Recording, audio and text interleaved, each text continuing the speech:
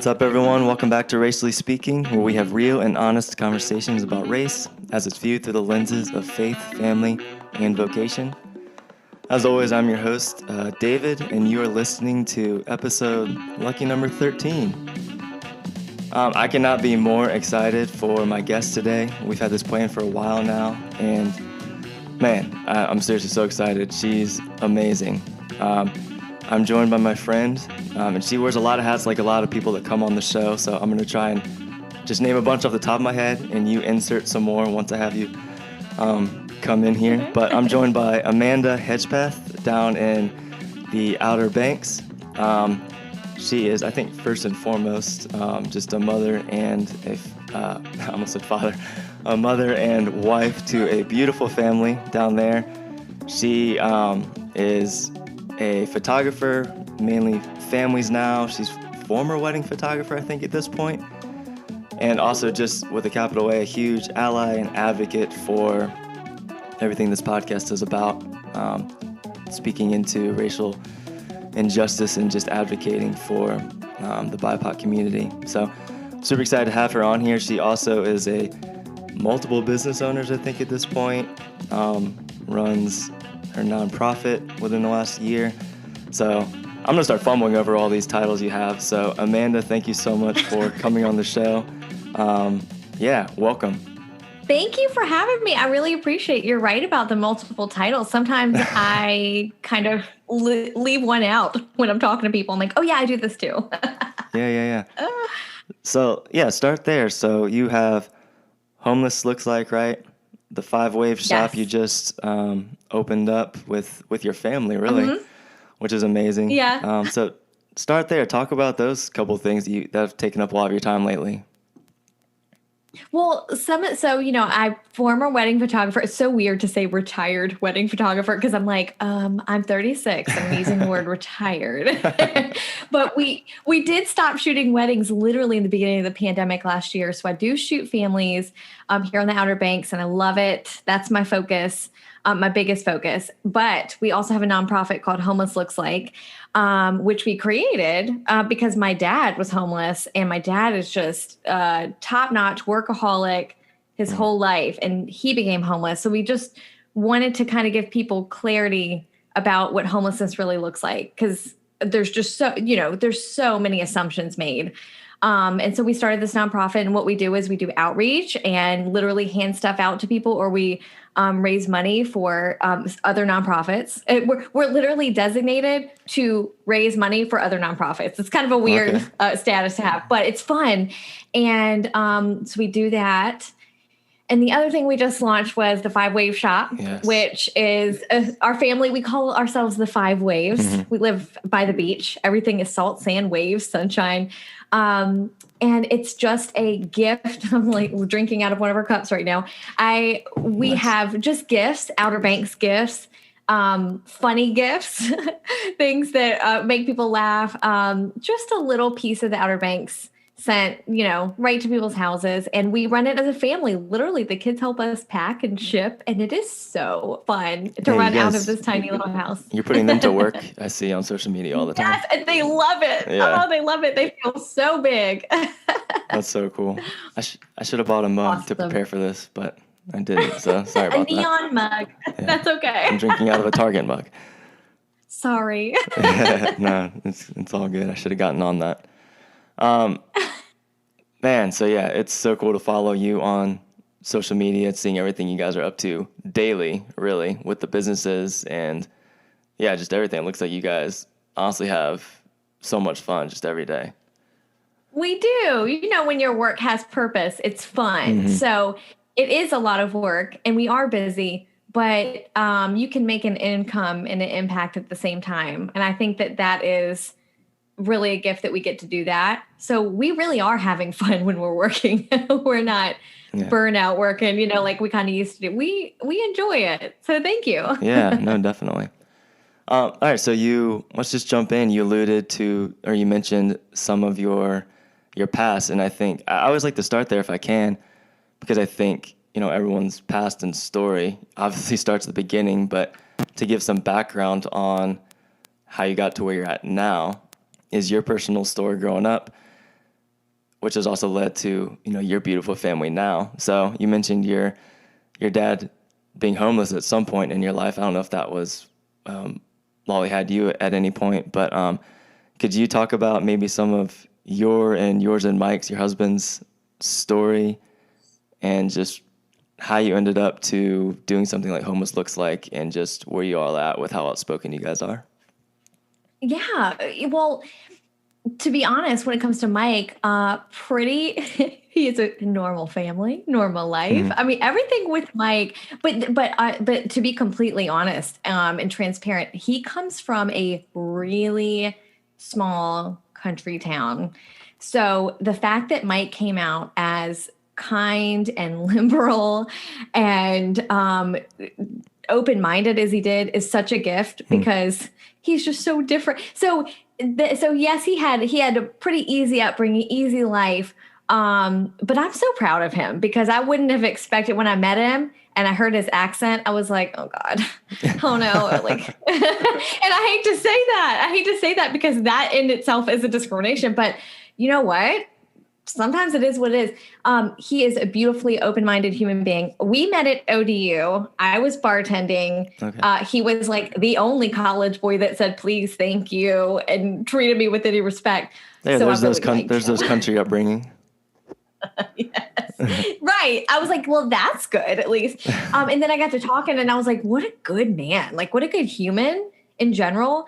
And it was really important for me, whoever I ended up with, we have got to have the same values. Like, I don't care about having differences of opinion of a lot of things, but human rights, the things that really matter, like, who am I going to raise a child with? I can't raise a child with someone who's going to honestly vote on really different things from me. So anyway, I met him, totally fell in love with him.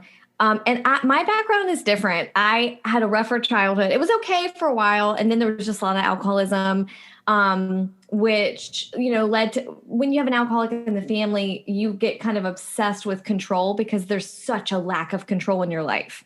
So I got really obsessed with being type A and control. And I just went through so much in college and high school. And then I was just a mess in college when I met Mike, a mess. But the thing was, he was this really well-adjusted guy and I was this big mess, but we had these same values that were really important. And so we got together, we got engaged, we got married, and we had children together. And when we started to talk about these important things, I mean, they're only babies, but you have to think about these serious conversations when your children are babies.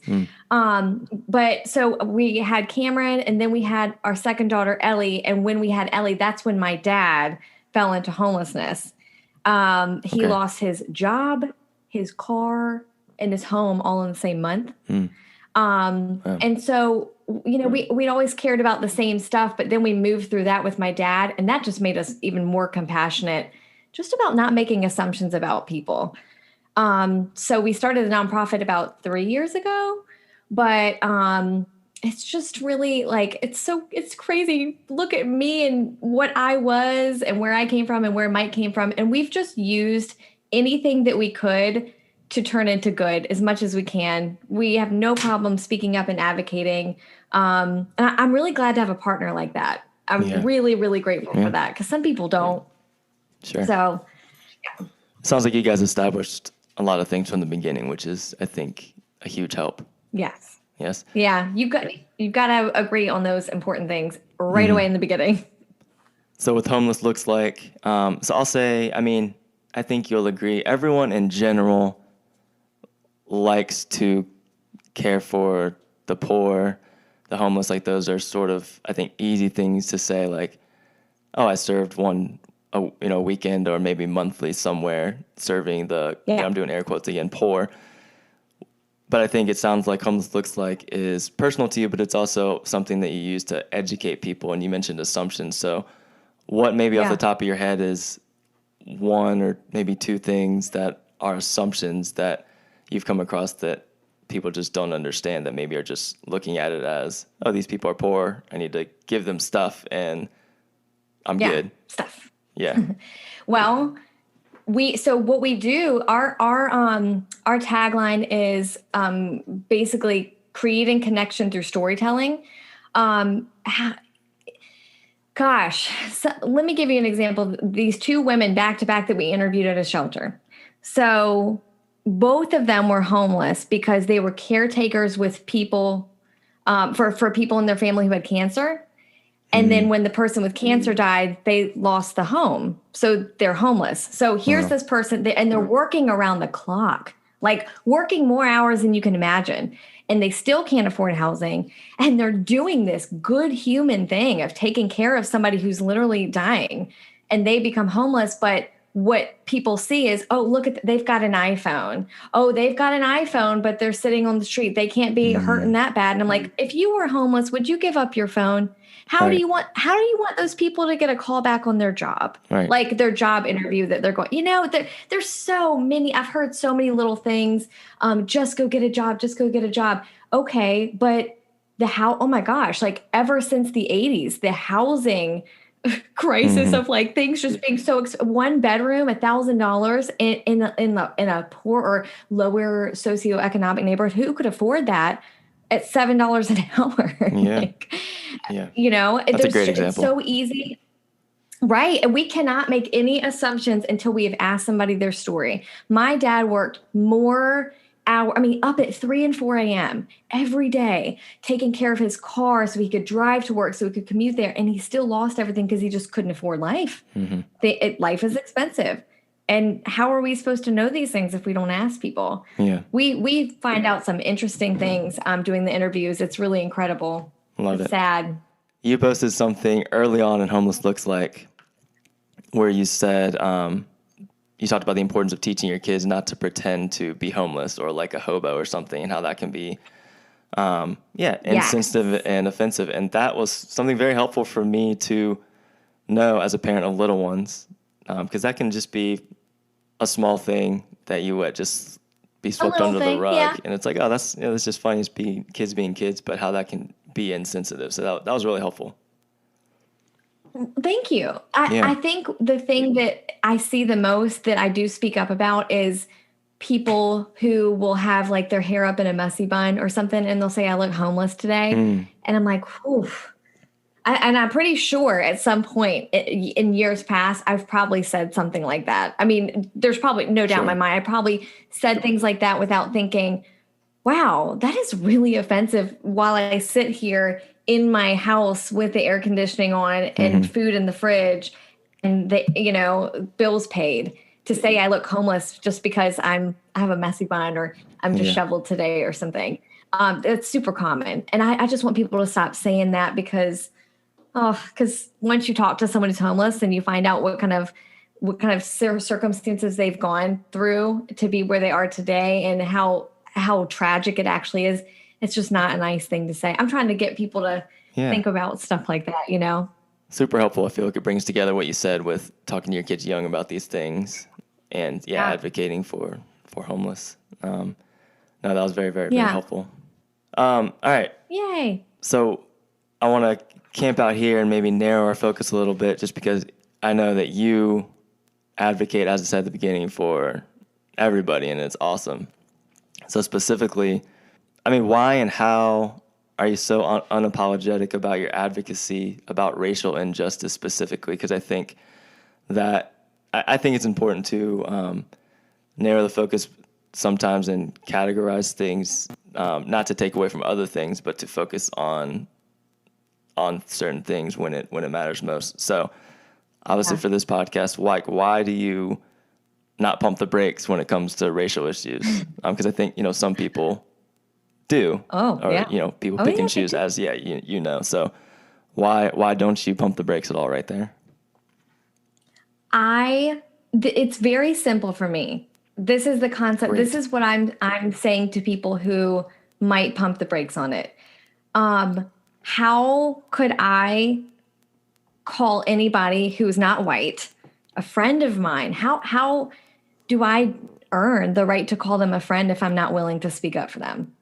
One of my most best friends is Black. How could I say that's my best friend? How could I say that if I'm not willing to advocate for her, that I don't think I would earn the right to be her friend. So to me, it's that simple. Like, how can we say that, we like this person and they like us and they should trust us, but we're not willing to speak up for them? It really is as simple as like trust. I mean, I want people to know I am 100% in their corner and I'm going to prove it. I'm not just going to post a black square once a year or once once a revolution or whatever we're going to call it. Once and a just be tragedy. like, okay, see it. Once a tragedy, I got your back. I'm raising this next generation. These 3 girls, they're small. And yes, they're only 3 girls in the world of millions of kids that I've got in my home. But oh my gosh, they're going to make a difference. I mean, they have no problem speaking their mind at all. They're very aware of things that I wasn't aware of till I was in my 30s. Because ultimately I'm raising adults. I just don't think that I earn the right to call anybody who's non-white my friend if I'm not willing to say something when something needs to be said. To me, it's as simple as that. Yes. I love the simplicity when it comes to some of the stuff that seems complicated, maybe, when it's really not. Maybe it's simple. Maybe it is all simple. It's as simple to me, and I'm an Enneagram 1, so to me, it's the right thing to do. There's like no discussion. No one could argue differently with me than about this. Nobody could talk me out of knowing that the right thing to do is to speak up. Like, to me, it's that simple. Okay, so speaking of, how do you deal with any backlash from those who disagree with your stances? So that can be maybe people in your industry, people closer to you, and or just people, because you have a fairly large following. I know, at least on social media, maybe, I don't know, people trolling you or something. I don't know. How do you deal with that? Well, the good news is, for the past 2 years, I've been posting about boundaries, and I think a lot of people think twice before sending me something. I'm like, boundaries. So that's good, but I do get some stuff. And last year, I mean, it was I would get stuff, but there's the bless and block. Like, okay, all right, Judy or whoever. All right, you have your feelings, and I just will block them. I also I also share screenshots with people's screen names and say, hey, this is, what people are saying. So that does help filter a little, because I think people feel real brave in DMs. Like, I'm going to tell her off. And then with me, it's like, uh-oh. Yeah, I've never understood that. I'm like, she has. She'll probably share it. Yeah. I'll never understand even people being brave in DM, because I'm like, the person has that now. And anyway. Yeah, right. And they feel really it's ironic to feel really safe in the DMs. I'm like, oh, I'm not the one who's going to block your name out. So I know that Susie Sally with like 100,000 followers might be kind enough to block your name out, but I'm just like, here's what this person just said. I think there was like a man running for Congress. His wife messaged me something really messed up, and I just shared it. I was like, this congressman's wife is harassing me. I have no problem sharing it.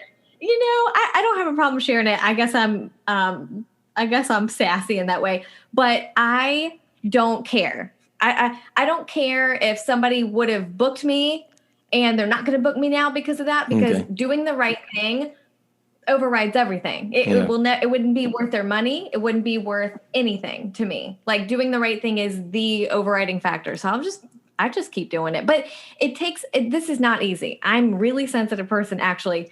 It took me a while to get to this point, and I think it took a lot of Brené Brown, who is an amazing researcher who talks about being brave. So I was not born this brave. Just FYI. It took me a while to get to this point, but it's worth it. The right thing to do can override anything for me. So I'll say what I got to say. That's awesome. I can't remember the name. I tried to look it up and I couldn't remember, but the name of I think it was an online workshop you did in the creative industry. You have to remind me, but I wanted to ask you, like, what are your views on where the creative industry overall is at with advocating for the BIPOC community, and how have you kind of helped lead the way in that? Because I know you took part in, and not that that's the only thing you've done by any means, but I know that you've been taking part in some of those online virtual events. So Mhm. I know I'm the king of having wordy questions. So just what's your view of Me the too. creative industry overall and advocating for racial injustice or racial justice? I did a live video with my friend Adrian, her husband Josh, me and Mike and her sat down and did a live about raising anti-racist kids. And they're Black and they're just, God, I mean, just some of my favorite people ever. That was super fun. We did that. That is still on my Instagram profile, that live video. Okay. That we did. And then I also did the Hill Roundtables, which was just this really incredible event that helped people to understand how to be genuinely more inclusive. And it was just, it was a big educational forum that taught a lot of different things. I'm happy to see the progress in the industry, but I will say this, just to be honest. Do it. Yeah. I am disappointed that I'm disappointed that more people are so scared about their bottom line and money and customers and client. They don't want to offend. And so I think they're afraid to speak up, and it's either that or they are inherently racist. It's one or the other, or maybe it's both. But I wish more people with bigger platforms would speak up more often, more than just last June. Yeah. I really do. I would like to hear more. Yeah. I'm like mad about it, but I'm trying to be calm. I agree now. I'm just disappointed. I would like to, I wish I would see more people with bigger platforms really speaking out a little bit more often besides last June. Yeah. I guess I'll leave it at that. Gotcha. So what, the Hill Roundtables is the thing I was mentioning before. So are you able to give one or two little nuggets that you took away, or that people listening to you and the other facilitators, I guess is the right term, took away from that? Because I didn't partake in it, but I saw a lot of the post social media stuff about it and leading up to it that you were posting, and it sounded fantastic. So could you give us, like, I don't know if that's okay, like a snippet of some things that you felt like were really helpful overall collectively? The thing that I think that came up, which I talked about, from a white person's perspective, I said, I know this does not help anything, but I think that a lot of white people don't speak up because of shame, like back to the Brené Brown research of shame and vulnerability and all that stuff. I think they don't speak up because of shame and guilt and fear of saying the wrong thing. And what we discussed after me saying that was like, but that doesn't, but people of color don't need to hear about our shame and our guilt and stuff. We really have to get over that hurdle, that personal problem, and we just need to imperfectly move forward. That's what I think a lot of people are stuck on. They don't want to get attacked for saying the wrong thing, and they view it as an attack instead of constructive feedback. That's how I think that people view it, because they're very sensitive to it, and there's just a lot of guilt there, which there should be. We should. I tell Mike, I'm like, how do white people just not feel like the way that he and I feel is like embarrassed, ashamed? Sorry, that's my alarm. We feel embarrassed, ashamed, and we should, but we got to kind of keep that to ourselves and deal with it, because that doesn't, us saying we feel bad, we feel guilty, we feel so ashamed, that doesn't help anything in the people of color community at all. I mean, how's that going to change anything? Right. So we need to get over that and start moving forward and using our voice to influence other white people who need to hear this message. So you might have just answered this. That was one of my biggest takeaways. You might have just answered this. So was that kind of your response and the other facilitator's response to the white shame component? Because I think if you've read, a Brené Brown or any of the books out there, there's almost always a part, appropriately so, to give historical context, there's always a part about white shame, white tears, white guilt, and how that actually is super detrimental to people of color, especially the Black community. And I mean, literally, Really? white tears have led to death for Black people. And I think once people can make those little connections to history, I talk a lot about this with guests on here, but if people can just understand even little things, like it's not about all this complicated, oh, I have to read a whole history book. It's like, no, understanding how it's all tied to slavery. A lot of people don't want to let that be a reality, that we're post-racial. It's like, no, we're not. All of this we're still all affected by this, especially the Black community. Still very connected. Yeah. Yeah. So I see it. I think this is a great place to even elaborate. So I 100% agree. Like the white shame thing, especially in a setting where you're in a discussion group about these issues, can be very debilitating for the group and even harmful and kind of detrimental to the people of color in the group. But I'd also wonder, so what would be your personal advice to people listening of how to get over that, I guess? Because I also see the only part I do kind of understand is when people are like, well, I don't want to say the wrong thing. Not necessarily shame and stuff, but I don't want to say the wrong thing.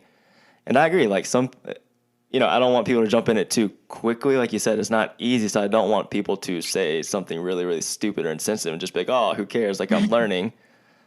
Do you have advice on people that might be in this situation where they're like, well, they're not, they're not harping too much on shame, but they genuinely don't know what to say? Like, what would you say to someone in that situation? I think that people don't want to cause like further damage once the switch, once the switch flips on in their head, they're like, oh my gosh, okay. I completely realize, I'm starting to really realize how bad this is, how ignorant I was. And your instinct is like, when you find out that you messed something up or that you're connected to something bad, you don't want to make it worse. That's like an instinct, I think, for people. So a lot of people are frozen and paralyzed and they don't say anything out of fear. But I think the best thing we can do is follow along with certain people and get educated about what are they asking us. Not go up to people and say, what do you need me to do? Because I know that that's exhausting too. What do you want me to say? What's the right thing? So instead of doing that, because I know you're not supposed to do that. And my Black friends have been very clear when they share things, please don't exhaust me further. Oh, sorry, it just froze. You're back. Well, you're back for I'm me. waiting for it. Okay, I'm back. Sorry. No, you're good. It has been made very clear that a white person is not to go to a person of color, any person of color, and be like, so what do you want me to do? What do you want me to say? Instead, why don't we go and pay for the education, like the Hill Roundtable stuff that I did? That was, you could pay for a ticket to that and stuff. Pay for the education or follow people on social media who are doing that racial injustice work and see what they're saying, because it's out there. People are making clear what they need done. And a lot of it is not this big grand, like, all right, donate $10,000. A lot of it is like, teach your kids better. If you see something happening in a grocery store or somewhere public, do something, speak up, record something. Just like doing the right thing in so many settings is the way to make the difference. Or voting a certain way, or talking to a congressman. I mean, it's being made clear. We just have to know where to look. Yeah. Yeah, I agree 100% with all of that. Something recently I said to a friend who's Black, so we were just talking about navigating that dynamic of being asked constantly by well-meaning people often, what do you want me to do? Or what can I do to be a better ally and stuff, which is a great question. It's not always frustrating to hear. Timing can be everything with that, so I agree. A lot of times I do want people to ask, but yeah, you're right. Toe that line carefully with just, flocking to all your Black friends or Asian friends, Hispanic friends, just to ask, what do you want me to do? What do you want me to do?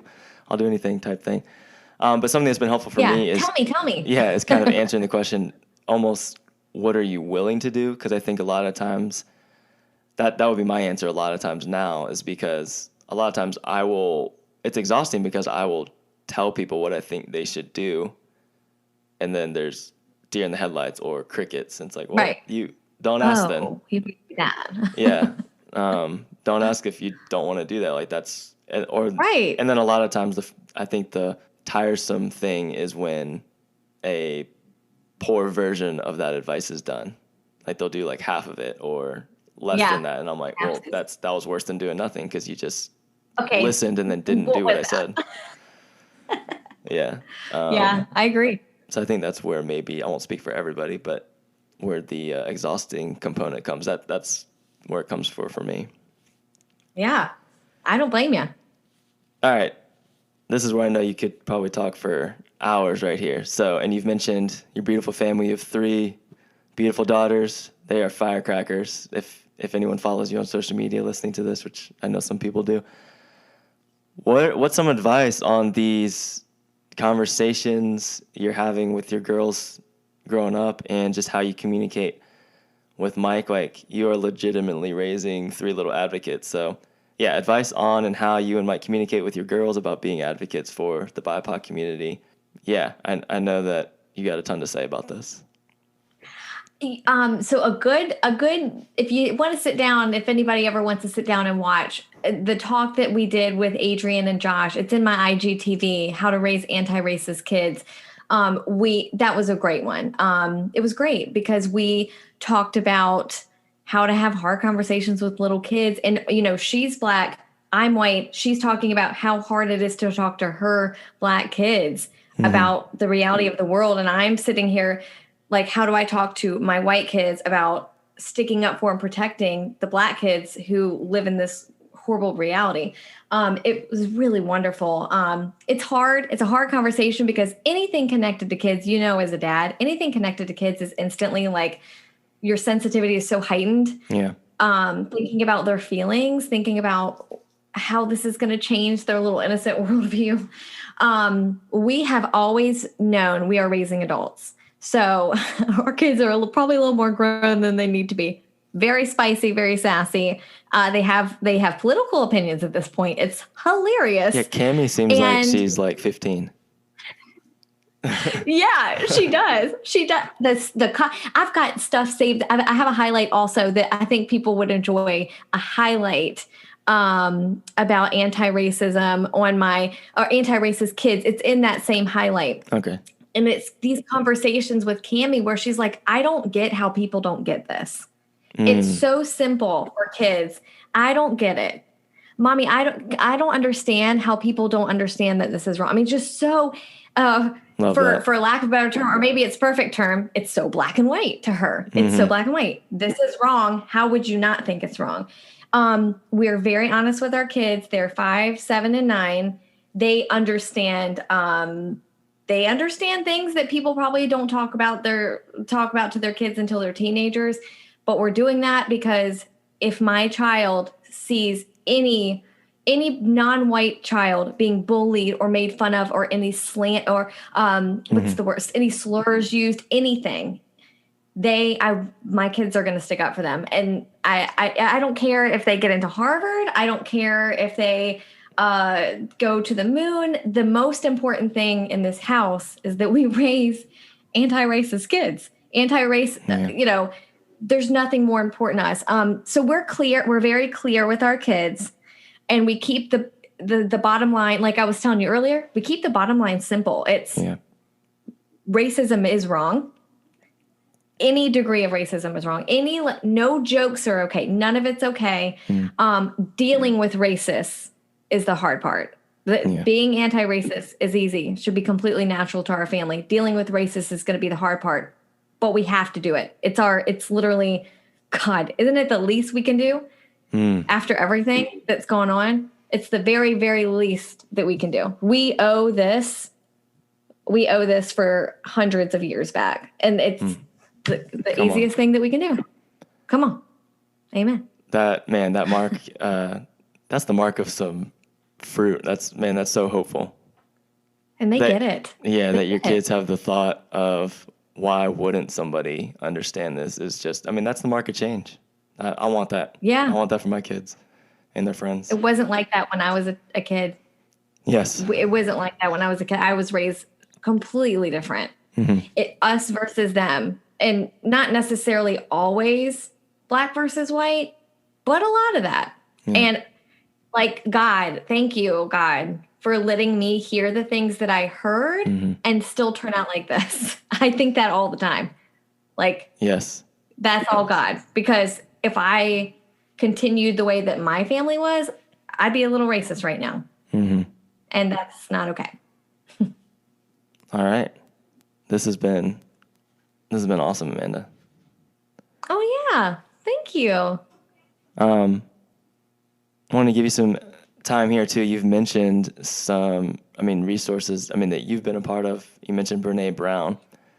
Want to give you some time do you have any other recommendations, some things that have been instrumental in helping shape your view of racism and how to be an advocate or even just understanding in general things that have been helpful? Well, originally Brene Brown was helpful for the shame and vulnerability part because being an anti-racist requires vulnerability. I mean, every time I make a post, that's exposure. Anytime that we post something or we put our beliefs or our thoughts out there. So that helped for that originally. Now the cool thing about Brene Brown is she's collaborated with, I think, Austin Channing Brown. She's collaborating with lots of, and podcasting with a lot of people of color to have these really good, honest I can't think of a better white woman to have these conversations than a shame and vulnerability researcher. So she's gone from just that to like all the, it was wonderful, wonderful. Privilege to Progress is a really good. Yeah, they're great. Yeah, they're great. Very, very clear. They're very clear and to the point, and I really appreciate how well they educate people. And my friend Shante Grant.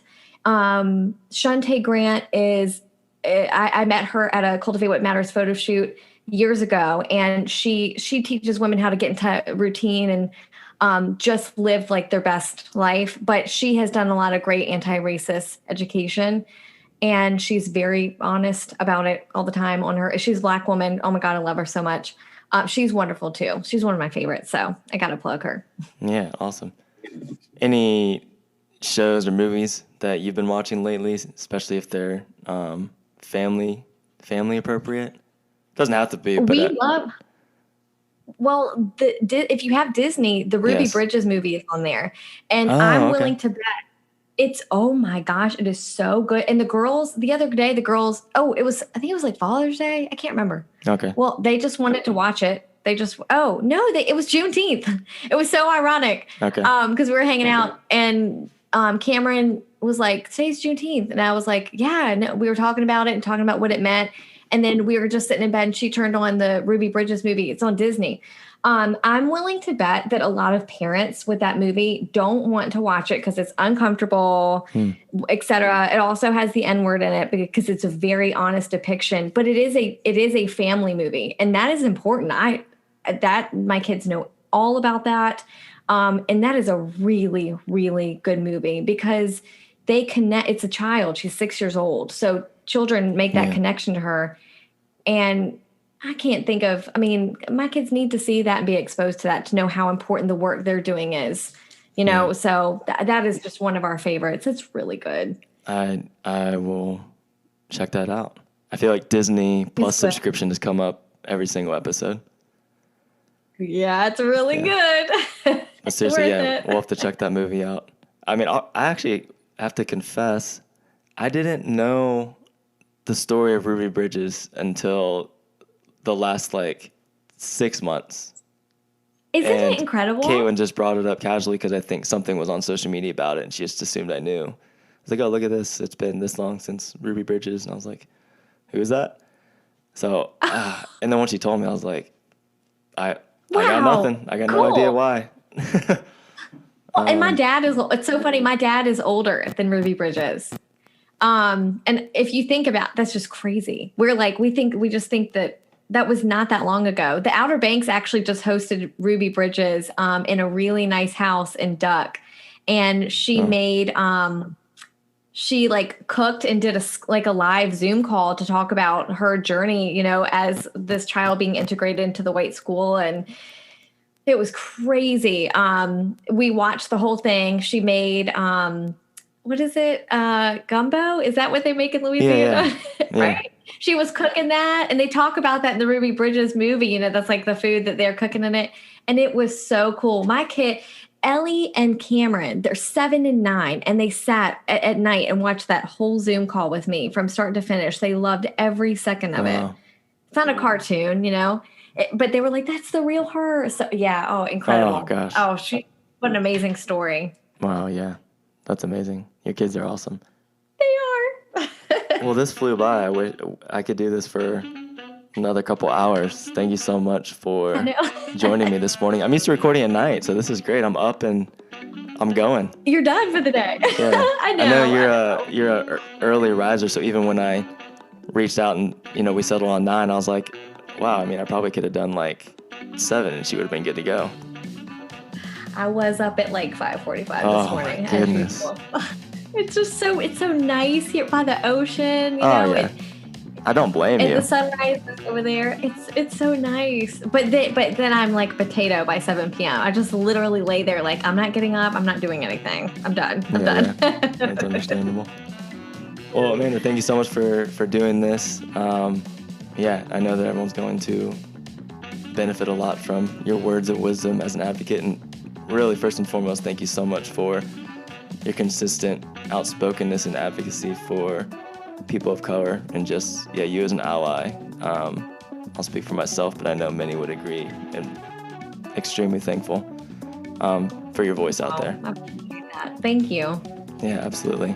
Well, you have a good day, even though you've been up for hours already. The rest of us will have a good rest of our 9 to 5 day. Perfect. That sounds great. All right. Thank you.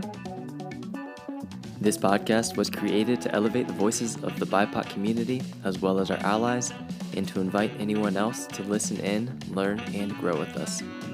As always, don't forget to check out the show notes for all of the links to the recommendations we mentioned throughout the episode. Our artwork was created by the great Ashley Bush, and the music you're listening to was created by the also great Dylan Dent.